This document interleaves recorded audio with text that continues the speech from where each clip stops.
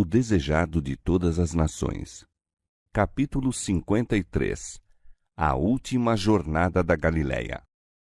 Este capítulo se baseia em Lucas capítulo 9, versos 51 a 56 e capítulo 10, versos 1 a 24. À medida que se aproximava o termo do ministério de Cristo, operava-se uma mudança em sua maneira de trabalhar. Até então, procurava evitar agitação e publicidade, recusar as homenagens do povo e passara rapidamente de um lugar a outro quando o entusiasmo popular em seu favor parecia exceder os limites do domínio. Repetidamente recomendara que ninguém declarasse ser ele o Cristo. Ao tempo da festa dos tabernáculos, sua viagem para Jerusalém fora feita com rapidez e sigilo. Quando solicitado por seus irmãos a se apresentar publicamente como o Messias, respondera: "Ainda não é chegado o meu tempo." Fez o caminho para Jerusalém sem ser observado e na cidade penetrou sem se anunciar, não recebendo honras da multidão. Assim não se deu, porém, quando de sua última viagem. Em razão da malícia dos sacerdotes e rabinos, deixara Jerusalém por algum tempo, mas agora se dispôs a voltar, jornadeando publicamente numa viagem cheia de rodeios e precedida de anúncios de sua aproximação como nunca dantes fizera. Ia avançando para a cena de seu grande sacrifício e para este devia ser dirigida a atenção do povo. Como Moisés levantou a serpente no deserto, assim importa que o Filho do Homem seja levantado. João capítulo 3, verso 14. Como os olhos de todo Israel foram dirigidos à serpente erguida, o símbolo designado para a cura deles, assim devem todos os olhares serem atraídos a Cristo, o sacrifício que trouxe salvação ao mundo perdido. Fora o falso conceito da obra do Messias e a falta de fé no divino caráter de Jesus que levaram seus irmãos a solicitar que ele se apresentasse publicamente ao povo na festa dos tabernáculos. Agora, em idêntico espírito, os discípulos quiseram impedir que ele fizesse essa viagem a Jerusalém. Lembravam-se de suas palavras quanto ao que lhe sobreviria ali, conheciam a mortal hostilidade dos guias religiosos e, de bom grado, haveriam dissuadido seu mestre de lá ir. Dolorosa coisa era para o coração de Jesus avançar em seu caminho a despeito dos temores, decepções e incredulidade dos amados discípulos. Duro era conduzi-los à angústia e desespero que os aguardavam em Jerusalém. E Satanás estava a postos para forçar suas tentações sobre o Filho do Homem. Por que iria agora a Jerusalém a uma morte certa? Por toda parte ao seu redor estavam almas famintas do pão da vida. Por todo lado, almas sofredoras a esperar-lhe a palavra de cura. A obra a ser operada pelo Evangelho de sua graça apenas começara, e ele se achava em pleno vigor da primavera da varonilidade. Por que não ir aos vastos campos do mundo com as palavras de sua graça, o toque de seu poder de curar? Por que não se dar a si mesmo a alegria de conceder luz e satisfação aos entenebrecidos e sofredores milhões de criaturas?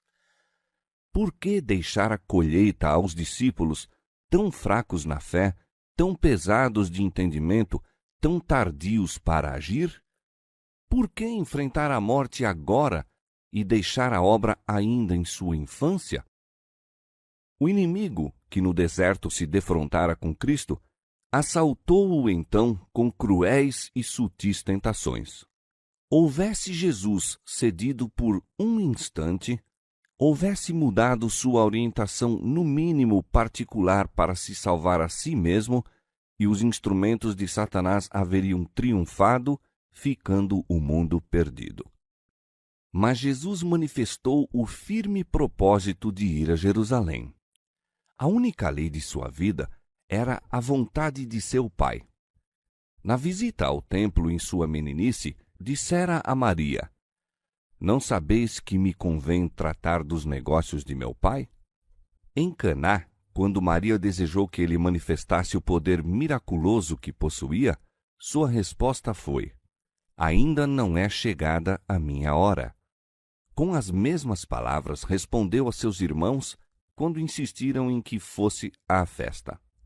Mas no grande plano de Deus, fora designada a hora para que ele se desse em oferta pelos pecados dos homens, e essa hora estava prestes a soar.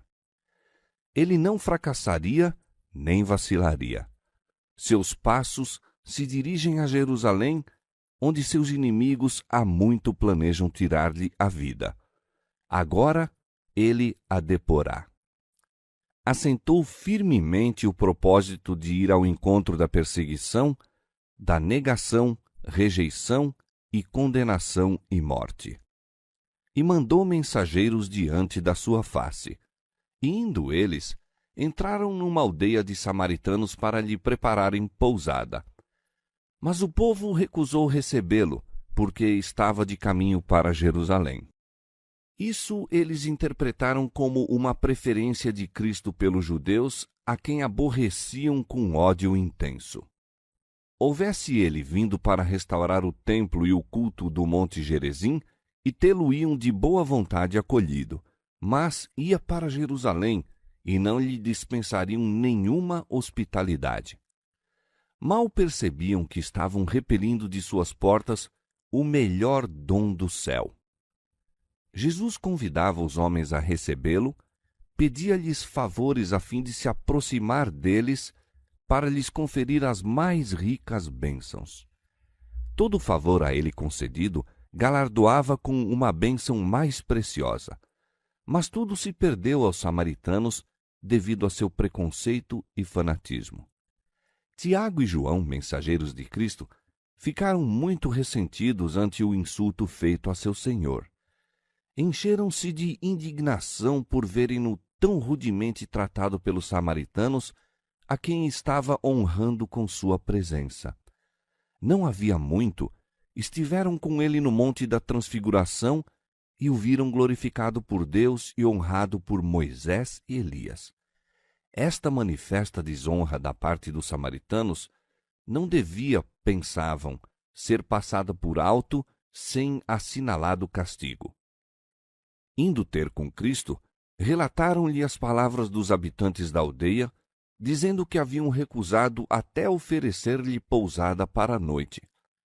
Pensavam que lhe tinha sido feita grave ofensa e, avistando à distância o Monte Carmelo, onde Elias matara os falsos profetas, disseram: Senhor, queres que digamos que desça fogo do céu e os consuma, como Elias também fez? Ficaram surpreendidos de ver que Jesus se magoava com as palavras deles e ainda mais ao ouvirem-lhe a censura. Vós não sabeis de que espírito sois, porque o Filho do Homem não veio para destruir as almas dos homens, mas para salvá-las. E foi para outra aldeia. Não faz parte da missão de Cristo obrigar os homens a recebê-lo. Satanás e homens movidos por seu espírito é que buscam forçar a consciência. Sob pretendido zelo pela justiça, homens aliados a anjos maus infligem sofrimento aos semelhantes, a fim de os converter às suas ideias religiosas. Mas Cristo está sempre mostrando misericórdia, sempre procurando conquistar mediante a revelação de seu amor. Não pode admitir rival na alma, nem aceita serviço parcial, mas deseja apenas o serviço voluntário, a espontânea entrega do coração constrangido pelo amor. Não há mais concludente prova de possuirmos o espírito de Satanás do que a disposição de causar dano e destruir aos que não apreciam nossa obra ou procedem em contrário a nossas ideias.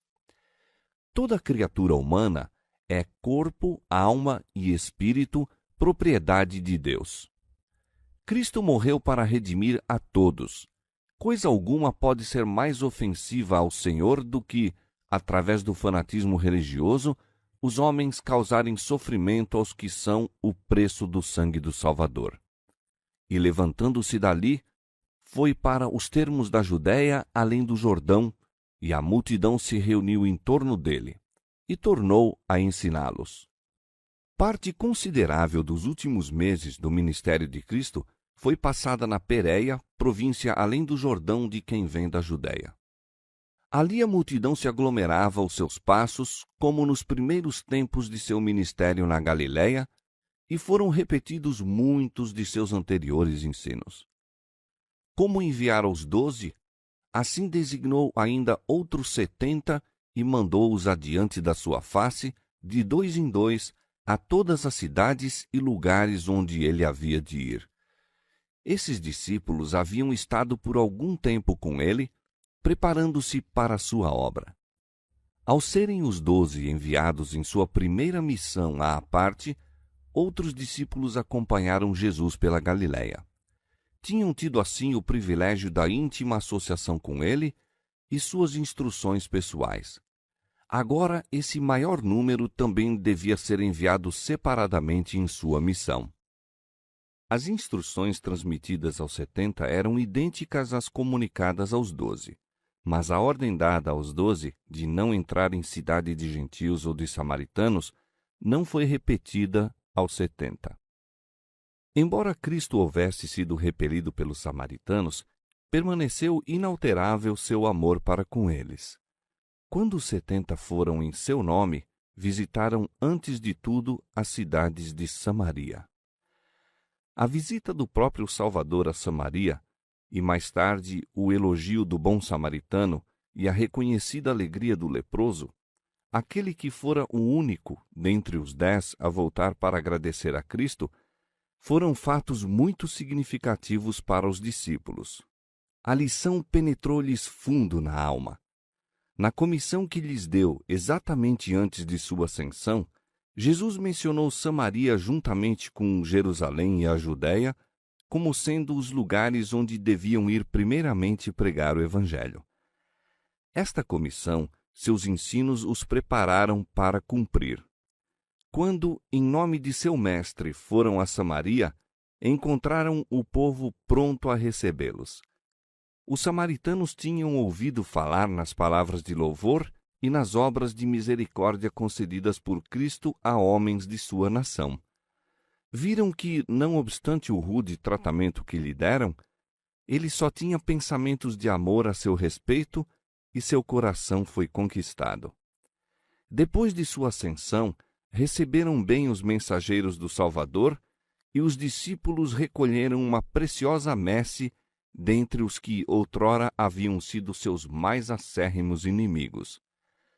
A cana trilhada não quebrará, nem apagará o pavio que fumega.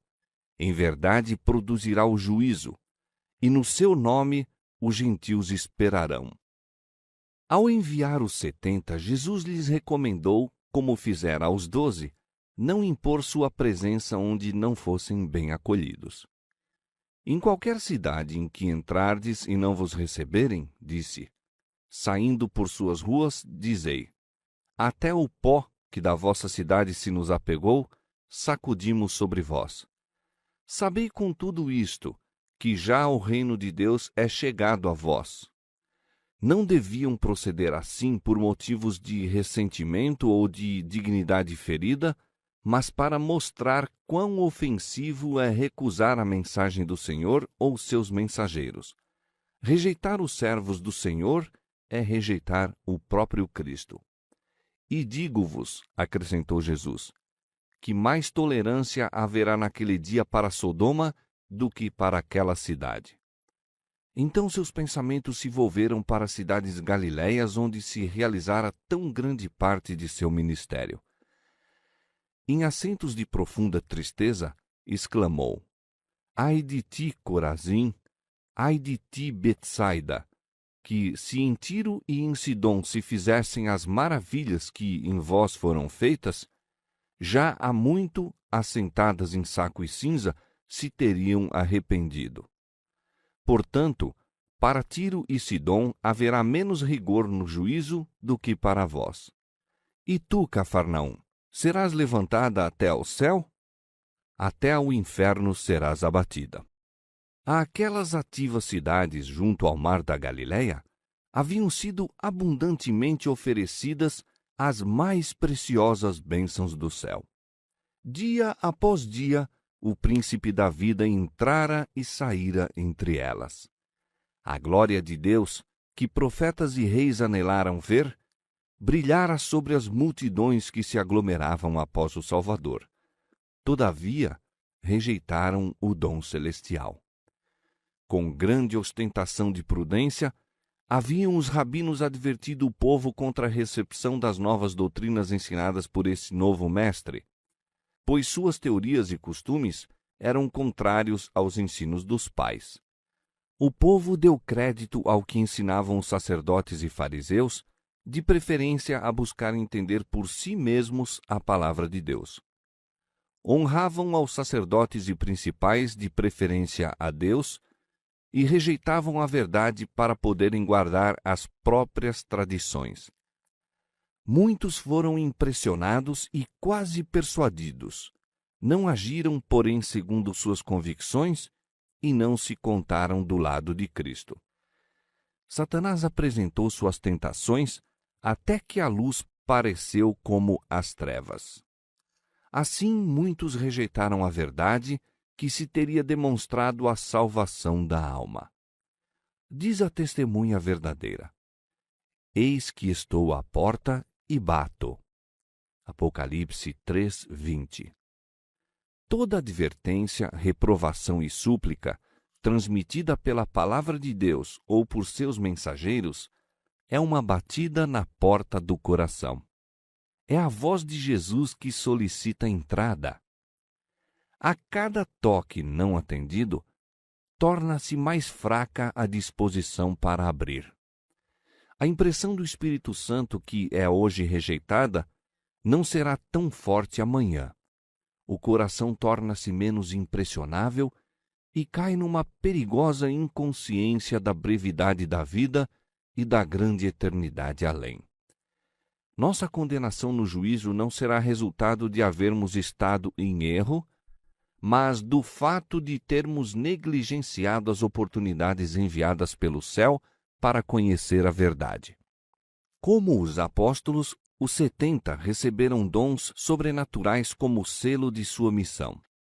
Quando sua obra estava completa, voltaram com alegria dizendo: Senhor, pelo teu nome até os demônios se nos sujeitam.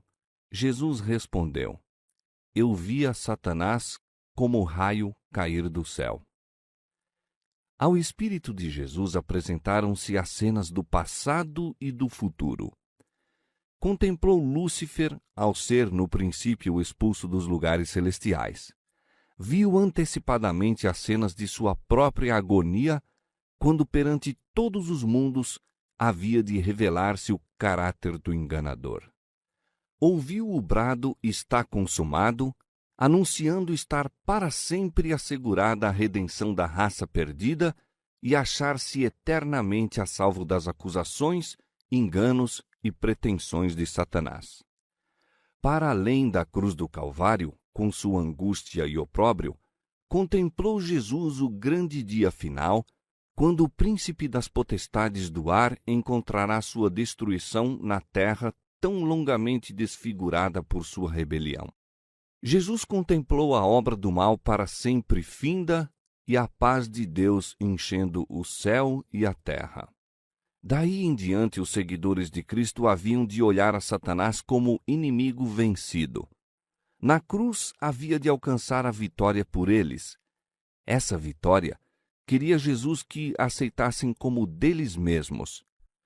Eis que vos dou poder para pisar serpentes e escorpiões e toda a força do inimigo, e nada vos fará dano algum. A onipotente força do Espírito Santo é a defesa de toda a alma contrita. A ninguém que, em arrependimento e fé, haja invocado sua proteção, permitirá Cristo que caia sob o poder do inimigo. O Salvador se acha ao lado de suas criaturas tentadas e provadas. Com ele não pode haver coisa como fracasso, perda, impossibilidade ou derrota. Podemos fazer todas as coisas por meio daquele que nos fortalece. Ao sobrevirem as tentações e provas, não espereis até haver desajustado todas as dificuldades, mas olhai a Jesus, vosso ajudador. Há cristãos que falam demais sobre o poder de Satanás. Pensam em seu adversário, oram a seu respeito, falam nele, e ele avulta mais e mais em sua imaginação. É certo que Satanás é um ser poderoso, mas, graças a Deus, temos um forte Salvador que expulsou do céu o maligno. Satanás regozija-se quando lhe engrandecemos a força. Por que não falar em Jesus? Por que não exaltar seu poder e seu amor? O arco-íris da promessa que circunda o trono no alto é um perpétuo testemunho de que Deus amou o mundo de tal maneira que deu o seu Filho unigênito para que todo aquele que nele crê não pereça, mas tenha a vida eterna. João 3,16. Ele testifica perante o universo que Deus nunca abandonará seu povo na luta com o mal. Enquanto durar o próprio trono de Deus, é para nós uma garantia de força e proteção. Jesus acrescentou: Mas não vos alegreis porque se vos sujeitem os espíritos. Alegrai-vos antes por estarem os vossos nomes escritos nos céus. Não vos regozijeis na posse do poder, para que não olvideis vossa dependência de Deus. Vigiai, não se dê o caso de vos achardes possuídos de confiança em vós mesmos, nem trabalheis em vossas próprias forças, em vez de o fazer no espírito e poder de vosso Mestre. O eu está sempre pronto a tomar a honra, caso seja seguido de qualquer êxito. O eu lisonjeia-se e exalta-se, e não se faz sobre os outros espíritos a impressão de que Deus é tudo em nós. Diz o apóstolo Paulo: Quando estou fraco, então sou forte. Quando temos a compreensão de nossa fraqueza, aprendemos a confiar num poder que nos não é inerente.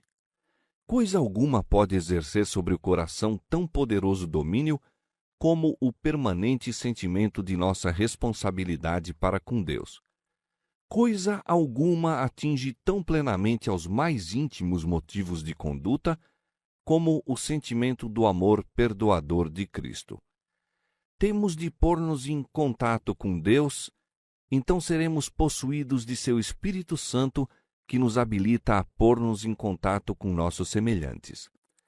Regozijai-vos, pois, de que, por meio de Cristo, vos tenhais ligado a Deus, vos tenhais tornado membros da família celestial. Enquanto puserdes os olhos para além de vós mesmos, haveis de experimentar contínuo sentimento da fraqueza da humanidade. Quanto menos acariciardes o próprio eu, tanto mais distinta e ampla se tornará vossa compreensão da excelência de vosso Salvador. Quanto mais intimamente vos relacionardes com a fonte da luz e do poder, tanto mais abundante a luz que sobre vós incidirá, e maior o poder com que haveis de trabalhar para Deus. Regozijai-vos de ser um com Deus, um com Cristo e com toda a família do céu. Ao escutarem os 70 as palavras de Cristo, o Espírito Santo lhes estava impressionando a mente com realidades vivas e escrevendo a verdade na tábua do coração. Embora rodeados pelo povo, achavam-se como que isolados com Deus. Sabendo que haviam recebido a inspiração daquela hora, alegrou-se Jesus no Espírito Santo e disse: Graças te dou, ó Pai, Senhor do céu e da terra, que escondestes estas coisas aos sábios e inteligentes e as revelastes às criancinhas. Assim é, ó Pai, porque assim te aprouve. Tudo por meu Pai me foi entregue, e ninguém conhece quem é o Filho senão o Pai, nem quem é o Pai senão o Filho, e aquele a quem o Filho o quiser revelar. Os homens honrados neste mundo, os chamados grandes e sábios, com toda a sua alardeada sabedoria, não podiam compreender o caráter de Cristo. Julgavam-no segundo as aparências exteriores, segundo a humilhação que lhe sobreveio como criatura humana. Mas a pescadores e publicanos fora concedido ver o invisível. Os próprios discípulos deixaram de compreender tudo quanto Jesus lhes desejava revelar. Mas de quando em quando, ao entregarem-se ao poder do Espírito Santo, sua mente era iluminada. Percebiam que o poderoso Deus, revestido da humanidade, se achava entre eles. Jesus regozijava-se de que, embora os sábios e inteligentes não possuíssem esse conhecimento, houvesse ele sido revelado a esses humildes homens. Frequentemente, ao apresentar as Escrituras do Velho Testamento e mostrar sua aplicação a ele próprio e à sua obra de expiação, haviam sido despertados por seu espírito e erguidos à atmosfera celestial. Tinham das verdades espirituais de que falavam os profetas uma compreensão mais clara do que possuíam os próprios que originalmente as escreveram. Daí em diante, poderiam ler as Escrituras do Velho Testamento não segundo as doutrinas dos escribas e fariseus, não como declarações de sábios já mortos, mas como uma nova revelação vinda de Deus. Contemplavam aquele que vós o conheceis, porque habita convosco e está entre vós. João 14:17. A única maneira por que podemos obter mais perfeita compreensão da verdade é conservar o coração brando e submisso ao Espírito de Cristo. A alma deve ser purificada da vaidade e do orgulho, esvaziada de tudo quanto a tem dominado, e Cristo entronizado no interior. A ciência humana é demasiado limitada para compreender a expiação. O plano da redenção é de tão vasto alcance que a filosofia não o pode explicar. Permanecerá para sempre um mistério que o mais profundo raciocínio não logra aprofundar. Não é possível explicar a ciência da salvação. Pode-se, no entanto, conhecê-la pela experiência. Unicamente aquele que vê a própria pecaminosidade é capaz de discernir a preciosidade do Salvador. Repletas de instruções foram as lições dadas por Cristo enquanto caminhavam lentamente da Galiléia para Jerusalém. O povo escutava ansiosamente suas palavras. Na Pérea, como na Galiléia, a população estava menos sob influência do fanatismo judaico que na Judéia, e seus ensinos encontraram mais acolhimento no coração deles.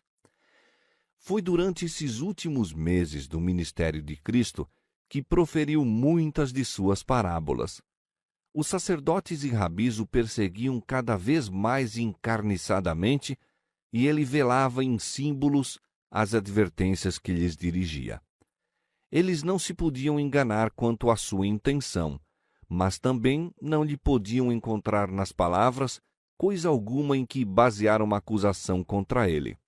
Na parábola do fariseu e do publicano, a presunçosa oração, ó Deus, graças te dou porque eu não sou como os demais homens, ficou em frisante contraste com a contrita súplica, tem misericórdia de mim, pecador.